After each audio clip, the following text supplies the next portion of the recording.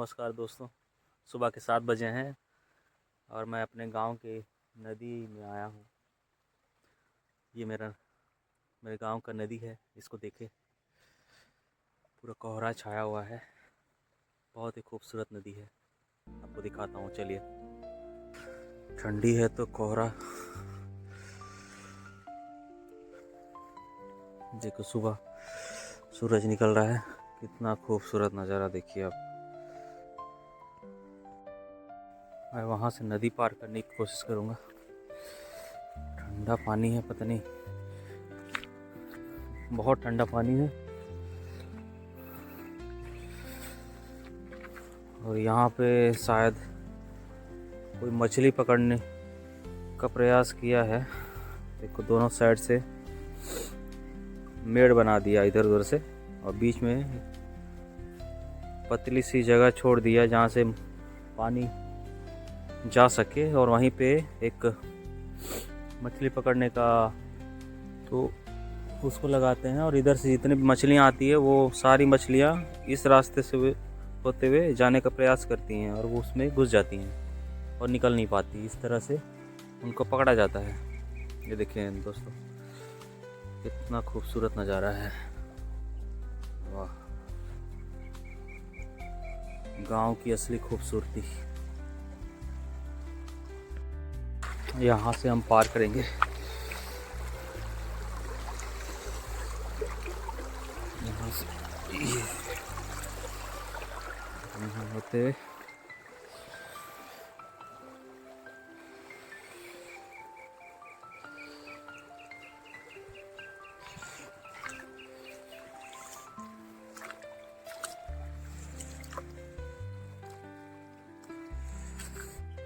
कि हम आ गए वहाँ से।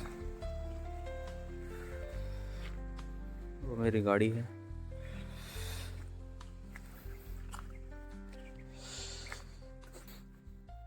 बचपन में हम इस नदी में मछलियाँ पकड़ते थे।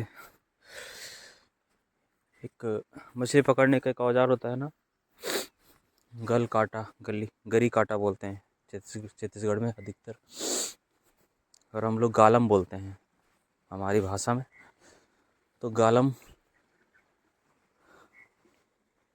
में आटा या फिर केचुआ को फंसाकर यहाँ पे ऐसे डालते थे, गालम डालते थे, और इंतज़ार करते थे कि जब कोई मछली उसको खाएगा तो उसके गले में फंसेगा तो हम उसको खींच लेंगे।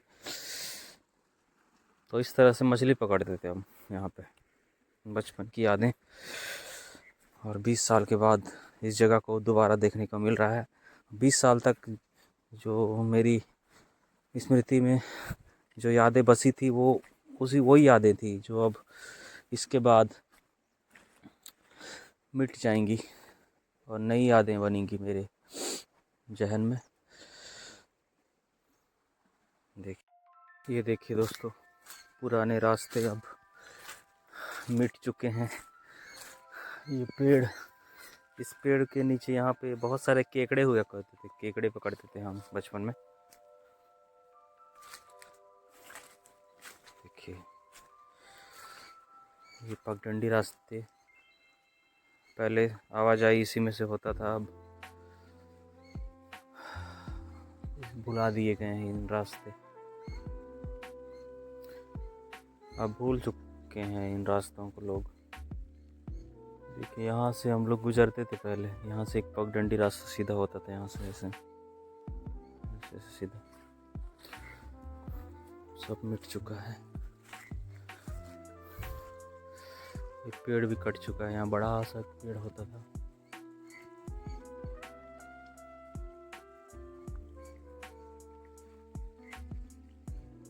कितने बड़े पेड़, विशाल पेड़। ये देखिए दोस्तों, नदी बस इस हिस्से में बचा है, यहाँ से इतना। जबकि आप वो जो पेड़ दिख रहे हैं ना, वहाँ तक का हुआ करता था चौड़ाई इसका नदी का, वो उस पेड़ तक, और उस तरह उधर से निकलता था वो, उधर से ऐसे। और इसका पूरा दिशा बदल गया है। देखिए, यहाँ से ऐसे तो पिछले 20 सालों में मेरी जो याद थी, मैं इसको जब याद करता था तो मैं इसी तरह याद करता था उसको, यहाँ से कि नदी वहाँ से ऐसे गुजर रही होगी, वहाँ से ऐसे ऐसे कल कल करते पानी ऐसे बह रहा होगा। और अब जब मैं यहाँ पे लौट कर आया हूँ और देख रहा हूँ तो नदी का जो दिशा है पूरी तरह बदल गया है और धारा बहुत पतली हो गई है। नदियाँ सूख रही हैं दोस्तों। यहाँ पूरा पत्थर जम गए हैं, पहले पूरा रेत हुआ करता था यहाँ पे। देखिए कितना खूबसूरत नज़ारा है यहाँ पे। सुबह का 7:20 हो रहे हैं और मैं अपने गांव के नदी में घूमने आया हूँ 20 साल के बाद। 20 साल तक आने का मौका नहीं मिला, लेकिन देखिए सूरज निकल रहा है। ये देखिए यहाँ मछली पकड़ने के लिए इस तरह से मेड़ बनाकर पानी को रोका जाता है ताकि यहाँ पे मछलियाँ जमा होकर रहें, और इससे जाल फेंक कर या फिर गालम, जिसको गरी काटा बोलते हैं, वो डालकर पकड़ा जाता है। बचपन में हम भी पकड़ते थे यहाँ पे, देखिए। और यहाँ गर्मी में एक पौधा होता है जो आपको मैं आगे दिखाऊंगा।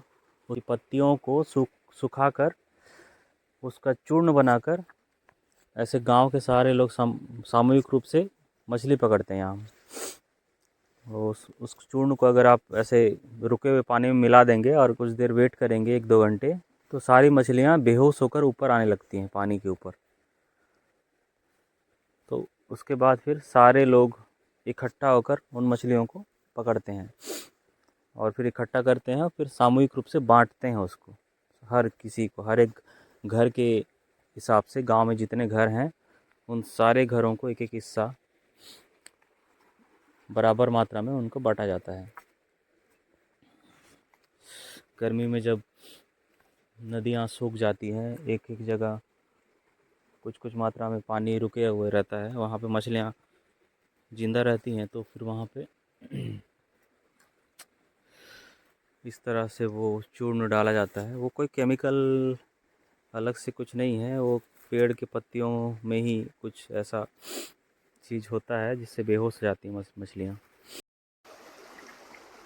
दोस्तों मुझे अपने गांव से बहुत प्यार है, क्योंकि यहाँ पे मेरा जन्म हुआ और लगभग जीवन के शुरुआती 12 साल मैंने यहाँ पे गुजारे हैं इन नदियों में।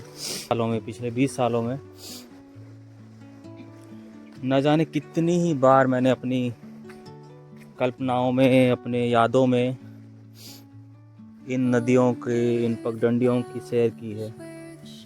मैं कभी भूल नहीं पाता था इन जगह को, क्योंकि यहाँ से जुड़ी इतनी सारी यादें हैं। बचपन गुजरा है तो आप समझ सकते हैं कि कितना दुख लगता होगा अपने गांव से दूर रहना, मजबूरी में आप चाहकर भी यहाँ पे नहीं आ सकते थे। तो मैं कई बार जब मैं अकेला महसूस करता था, मैं जब परेशानी में होता था, तो अपनी आंखें बंद करके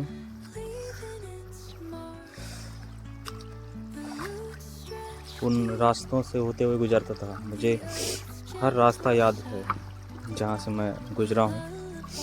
तो उस रास्ते से अपनी कल्पनाओं के सहारे मैं चलकर आता था और ये सारी जगहों को मैं एक्सप्लोर करता था अपने मन में। वो अलग ही तरीके का सुकून है। वो आपको ऐसा लगता है कि आप उस जगह में घूम कर आए हैं और वो यादें हमेशा बनी रहती हैं उस तरीके से।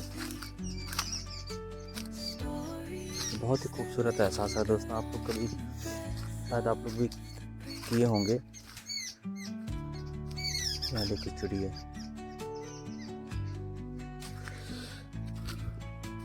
गांव की खूबसूरती यही है दोस्तों। शायद इसी को बचाना बचाने का प्रयास होता है पर्यावरणविदों के द्वारा, सामाजिक कार्यकर्ताओं के द्वारा और अन्य संगठनों के द्वारा। ये जो गांव का और ये नदियों का जो स्वरूप है ये इसी तरह बना रहे। इसमें आपको किसी प्रकार का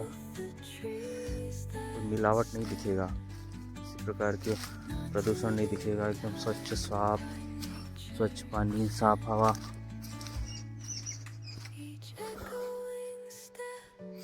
इतने सालों तक, 20 सालों तक यहाँ से दूर रहने के बाद आज मुझे यहाँ पे वापस आने का मौका मिला है। बहुत अच्छा लग रहा है। मैं इस एहसास को बयान नहीं कर पा रहा हूँ, मेरे शब्द कम पड़ जा रहे हैं, क्योंकि मैं इस बारे में मैंने अपनी डायरियों में लिखा था कि मेरा गांव है, मैं कहाँ पे क्या करता था, ये सारा कुछ पिछले 20 सालों में मैंने अपनी डायरियों में लिखा है। तो आप समझ सकते हैं कि मैं कितना जुड़ा हुआ था अपने गांव से और इन सारी जगहों से, कि मैंने जिन यादों को इतने सालों तक संजो के रखा था अपनी स्मृतियों में, उन यादों पर अब जो मेरी यादें हैं, अब जब मैं आज जिन दृश्य को देख रहा हूँ वो बिल्कुल अलग हैं 20 साल पहले की तुलना में। तो अब आगे चलकर मैं इन यादों को ही मेरी स्मृति में यही यादें, जो पुरानी जो यादें थी वो धीरे धीरे मिट जाती हैं नई यादों के बोझ के तले। कि आप जो पुरानी यादें संजो कर रखते हैं अपने माइंड में, उस तरीके से आप हमेशा रखना चाहते हैं उस चीज़ को।